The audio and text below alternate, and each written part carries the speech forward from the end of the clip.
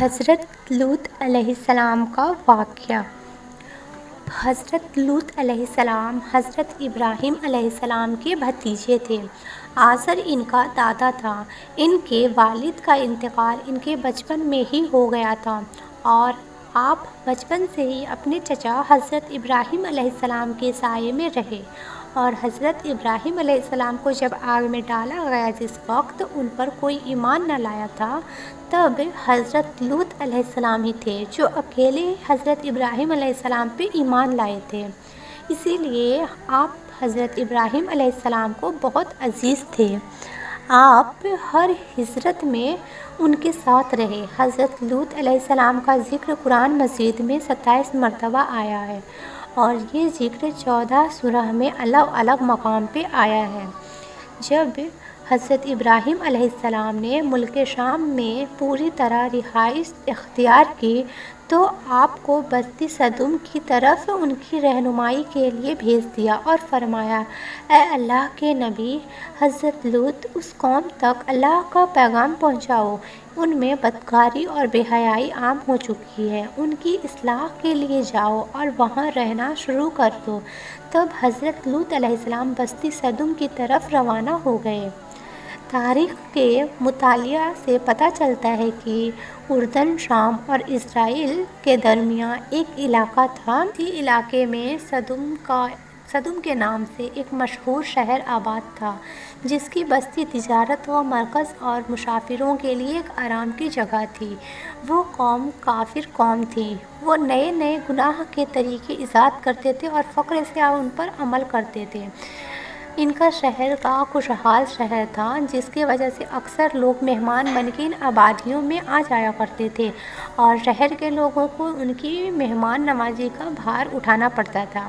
شہر کے لوگ زیادہ مہمان آنے سے تنگ ہو چکے تھے۔ ان کی مہمان نوازی سے افراط کو دیکھ کر شیطان کو موقع مل گیا، اور اس نے ایک ایسا گھناؤنا کھیل کھیلا جس کی مثال ماضی سے نہیں ملتی۔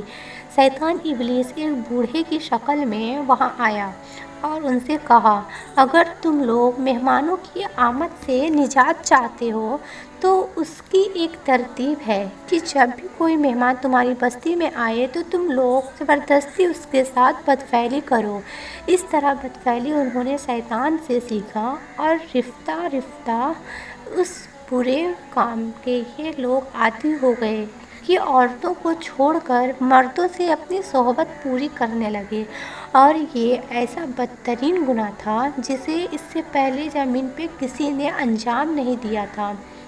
اس کے علاوہ بھی یہ قوم حد درجہ اخلاق سے گرتی رہی۔ یہ لوگ مسافروں کو لوٹ لیتے، سارے عام دھوکہ بازی کرتے اور ایسا کر کے فخر کرتے تھے، اور ان کا سب سے گھٹیا کام مردوں کا مردوں سے ہم بستری تھی، جس کے بنا ان لوگوں کی ہر محفل ادھوری سمجھی جاتی تھی۔ خاص کر مسافروں میں اگر کوئی خوبصورت نوجوان آ جاتی تھی تو وہ لوگ اپنا شکار بناتے تھے۔ یہ قوم سرکشی میں حد سے آگے بڑھ چکی تھی۔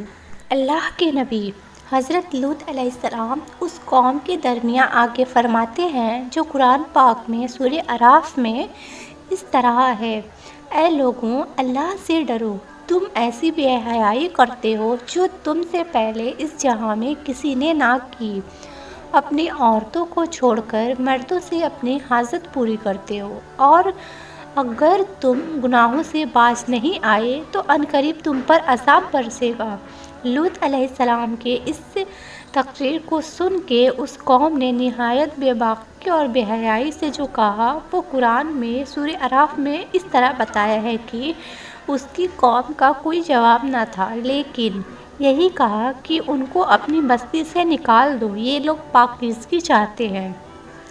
بستی صدوم کے لوگ لوط علیہ السلام پہ ہنستے اور کہتے، یہ دیوانہ کہاں سے آیا ہے، ہم کسی عذاب کو نہیں مانتے، اگر تو واقعی سچا ہے تو دکھاؤ کیا عذاب آتا ہے۔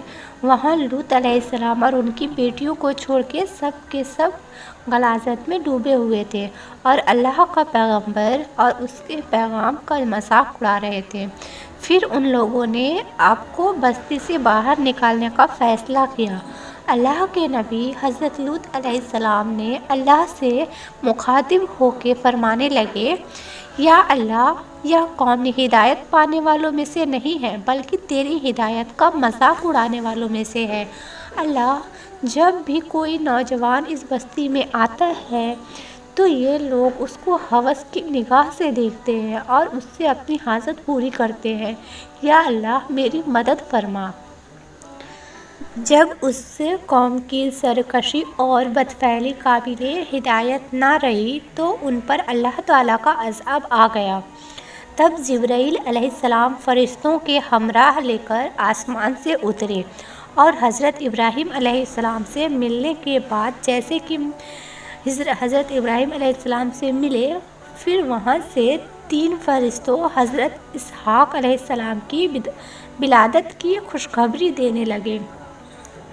ان کے گھر آئے تھے، ان سے ملنے کے بعد رخصت ہو کے لوط علیہ السلام کے پاس پہنچے۔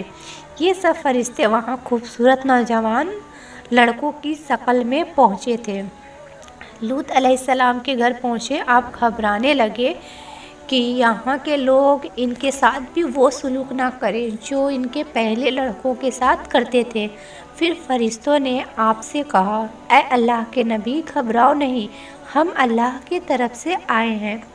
ادھر لوط علیہ السلام کی بیوی جو ان کافروں سے ملی ہوئی تھی، جب اس نے ان لڑکوں کو دیکھا تو بستی والوں کو خبر دے دی اور ان سے کہنے لگی کہ ہمارے گھر کچھ خوبصورت نوجوان آئے ہیں، کیا تم نے ان کو نہیں دیکھا؟ اس کا حسن ایسا ہے جیسا تم نے کبھی نہیں دیکھا ہوگا۔ یہ سن کر کچھ لوگ لوط علیہ السلام کے گھر پہنچے اور جبرائیل علیہ السلام ان کے ایسے عرض ضرب لگاتے ہیں کہ وہ تمام کے تمام اندھے ہو گئے اور واپس جانے لگے اور جاتے جاتے دھمکیاں دینے لگے کہ اے لوط، ہم تم سے کل نپٹ لیں گے۔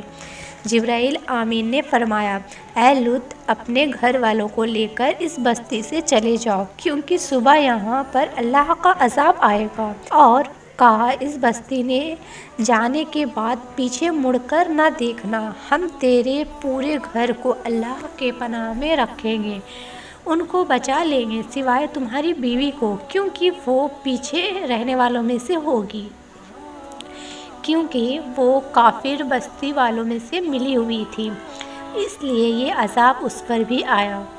اور جیسے ہی لوط علیہ السلام اپنے گھر والوں کے ساتھ اس بستی سے باہر نکلتے ہیں تو جبرائیل علیہ السلام اس بستی کو اٹھا کے بلندی سے زمین پر پٹک دیتے ہیں، پھر اس پر پکی ہوئی مٹی کے پتھر برسائے، اور یہ پتھر خدا کی طرف سے نامزد کیا ہوا تھا کہ اسے کہاں اور کس پر گرنا ہے۔ لوط علیہ السلام نے اپنے گھر والوں سے کہا کہ کوئی بھی بستی کی طرف نہ دیکھنا ورنہ وہ بھی عذاب سے مبتلا ہو جائے گا۔ لیکن جب عذاب کا دھماکہ اور شور و ہنگامہ ہوا تو آپ کی بیوی نے پیچھے مڑ کر دیکھا، ان کی حالت معلوم کرنے کے لیے کچھ دیر رکی، اتنے میں ہی ایک پتھر اسے آ لگا اور وہ بھی عذاب کے لپیٹے میں آ کر ہلاک ہو گئی، اور توریت میں بیان ہے کہ مطابق نمک کا ایک ڈھیر بن کر رہ گئی۔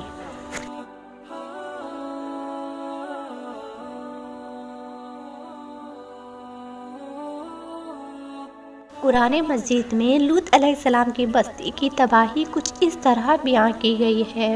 بس سورج کے نکلتے ہی ایک زوردار چکھاڑ نے انہیں آ پکڑا، اور جب صبح ہوئی تو اللہ تعالیٰ کے حکم پر جبرائیل علیہ السلام نے اس کی بستی پہ حملہ کیا اور انہیں ان کی بنیاد سے ہلا دیا۔ حضرت لوط علیہ السلام اس بستی سے نکل کے قریب ایک بستی سور میں چلے گئے، ساتھ میں ان کی 2 بیٹیاں تھیں۔ سور عذاب سے محفوظ رہا، وہیں ایک غار یعنی گفا میں لوط علیہ السلام نے پناہ لی اور قیام فرمایا۔ آج بھی حضرت لوط علیہ السلام کے قوم پہ عذاب کے نشان زمین پہ موجود ہیں تاکہ انسان غور و فکر کرے۔ بے شک اللہ جو چاہے وہ ہو کر رہتا ہے۔ اللہ پاک ہم سبھی کو ہر طرح کے گناہوں سے محفوظ رکھے۔ سننے جاننے سے زیادہ عمل کرنے پر توفیق عطا فرمائے، اور اپنے اللہ پاک ہمیں ان راستوں پہ رکھے جیسے وہ دیکھنا چاہتے ہیں، ہمیں ہر طرح کی گناہوں سے محفوظ رکھے، ہم سبھی کو اپنے اس راہ پہ رکھے جو انہوں نے فرمائے، اور ہر طرح کی پریشانیوں سے ہم سبھی کو بچائے رکھے۔ آمین۔